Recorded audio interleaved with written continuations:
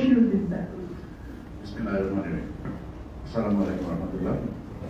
প্রিয় সহকর্মী এবং উপস্থিত সুধীবৃন্দ, সকলকে শুভেচ্ছা এবং আসসালামু আলাইকুম।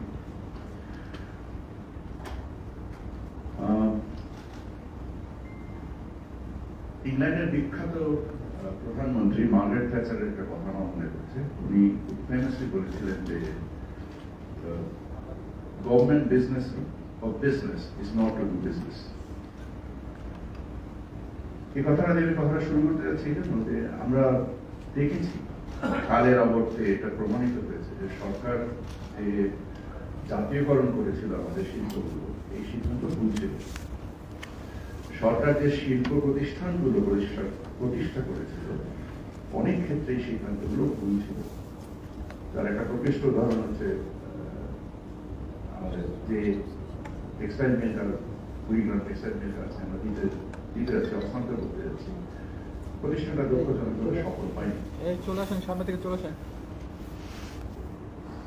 এই একটা শিল্প স্থাপনের ক্ষেত্রে যে নিয়ামকগুলো কাজ করে, এর একটা হতে পারে যে তার যে উপকরণ, তার সরবরাহ, তার বাজার, তার শ্রমিক সরবরাহ, তো যে জিনিসটা মানে এর একটা সমন্বিত ফলেই একটা শিল্প স্থানীয়করণ করা হয়। যে কোনো জায়গায় আমরা যখন একটা শিল্প স্থাপন করতে চাই তখন আমাদেরকে এই কয়েকটা মৌলিক জিনিসকে লক্ষ্য রাখতে হবে। আমরা তো শুধু চিন্তা করেছি না ওখানে গেলে আমরা শ্রমিক পাবো, তো আমরা ওখানে একটা শিল্প করার জন্য, বিশেষ শ্রমিককে নিয়োজিত করার জন্য আমরা একটা শিল্প স্থাপন করে ফেলেছি। বাট আমাদের ওখানে এই শিল্প স্থাপনের জন্য যে উপকরণের দরকার বা শিল্প পণ্য বিক্রি করার জন্য যে বাজারটা দরকার, দুটোই অনুপস্থিত ছিল। এই অনুপস্থিতিটা এই উদ্যোগকে সফল হতে দেয়। তো যে কোনো শিল্প উদ্যোগ একটি কমপ্লেক্স প্রক্রিয়া। আমি জনাব বশির আহমেদ সাহেবকে ধন্যবাদ জানাই এই উদ্যোগকে গ্রহণ করার জন্য এবং এখানে বিনিয়োগ আনার জন্য, এবং আমার ধারণা উনি প্রাসঙ্গিক বিনিয়োগই করবেন, যেটা আমরা আমাদের সচিব মহোদয়ের কাছ থেকে জানতে পারলাম যে আমরা আমাদের যে নীতি এগুলোকে আমরা আরো এর ব্যাপ্তিকে, এর পরিধিকে আমরা আরো বাড়াবো, যার ফলে বৈচিত্র্যময় বিনিয়োগ উপযোগী হয়।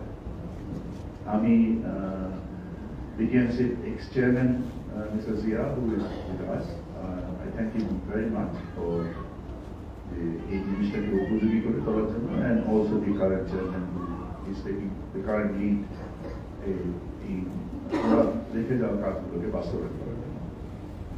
আমরা জানি যে BTMC এবং BTMC প্রায় 45 থেকে 50টি প্রতিষ্ঠান রয়েছে যা PPP অথবা দীর্ঘমেয়াদী লিজের আন্ডারে আমরা উদ্যোক্তাদের কাছে ছেড়ে দিতে চাই।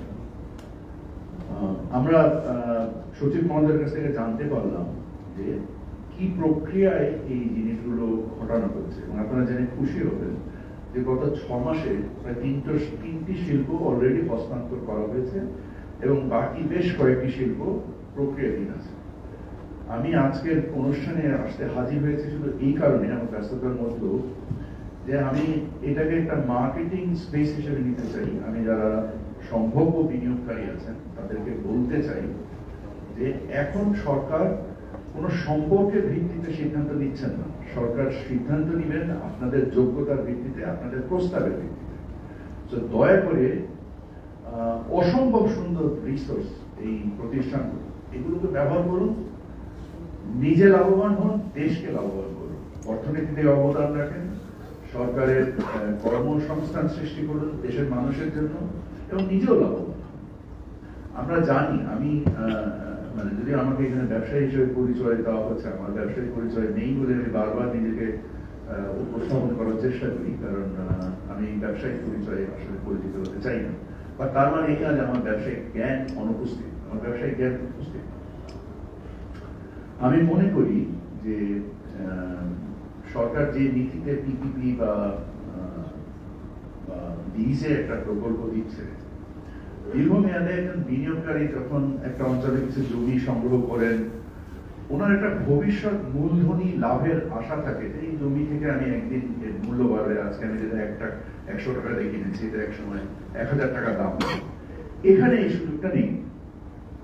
এখানে এমনকি ব্যাংক লোনেরও এই জমির উপরে ভিত্তি করে সুযোগ নেই। কিন্তু কি সুযোগ আছে? সুযোগ আছে হচ্ছে এই প্রতিষ্ঠানগুলো পরিপূর্ণ, এর বাউন্ডারি ওয়াল, এর আবাসিক সুবিধা, এর অন্যান্য যে অবকাঠামো, এই অবকাঠামোগুলো মানে যেহেতু একটা বেশ সময়কাল ধরে পরিচালিত এই প্রতিষ্ঠানগুলো ছিল, ব্যর্থ হলেও এই প্রতিষ্ঠানগুলো পরিপূর্ণ আকারেই আছে। সো কোন নতুন বিনিয়োগকারীকে কিছু প্রয়োজনীয় সংস্কার করে দিলেই এই প্রতিষ্ঠানগুলো অতি দ্রুত উৎপাদনে যেতে সক্ষম। এবং আমার ধারণা এই সুযোগটা নেওয়া উচিত। এবং আমাদের সচিব মহোদয়ের কাছ থেকে আমরা জানলাম যে আমরা যদি এই প্রতিষ্ঠানগুলো যারা উদ্যোগী যারা উদ্যোক্তা আছেন, ওনারা গ্রহণ করলে এটার অবকাঠামোকে ব্যবহার করে অতি দ্রুত ওনারা উৎপাদনে যেতে পারবেন এবং লাভ করার একটা সুযোগ সৃষ্টি করবেন। তো আমি খুবই সিম্পল ভাষায় বলতে চাই যে বিজিএমসি বা বিটিএমসি বা Bangladesh jute and textile ministry হচ্ছে বিনিয়োগকারী। তো যারা উৎসাহী উদ্যোগী বিনিয়োগকারী আছেন, দয়া করে এই সুযোগটা গ্রহণ করুন। এখানে যেটা আমি বলেছি, উন্মুক্ত দরপত্রের ভিত্তিতে সততা এবং নিষ্ঠা এবং দ্রুততার সাথে কাজগুলো করা হবে।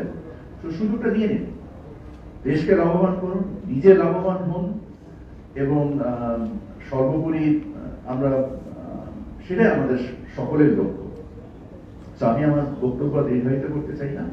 আমি আপনাদের সকলকে আজকের এই অনুষ্ঠানে আসার জন্য, এবং স্পেশালি বশির আহমেদ স্যার, যিনি আজকের এই উদ্যোক্তা হিসেবে এসেছেন, ওনাকে বিশেষ